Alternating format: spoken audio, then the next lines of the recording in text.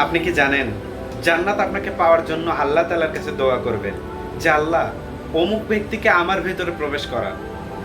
আর যে ব্যক্তির জন্য জান্নাত এইভাবে দোয়া করবে সে ব্যক্তির ভাগ্য কতটা ভালো হবে বলুন তো। তাই প্রিয় দর্শক, আসুন জান্নাত কখন আপনার জন্য দোয়া করবে আল্লাহ তাআলার কাছে সেই বিষয়ে ছোট্ট কয়েকটি কথা মনোযোগ দিয়ে শোনার চেষ্টা করুন। সম্মানিত উপস্থিতি, প্রতিদিন যদি আমরা আল্লাহ সুবহানাহু ওয়া তাআলার কাছে এই দোয়াটি ৭ বার পাঠ করতে পারি তাহলে জান্নাত আপনাকে চাইবে আল্লাহ তাআলার কাছে দোয়া করতে।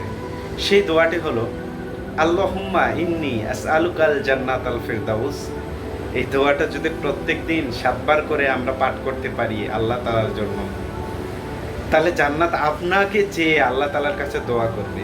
আমরা কে না চাই জান্নাতে যাইতে, আর জান্নাত আমাদের জন্য দোয়া করুক এটা আমরা অবশ্যই সবাই চাই।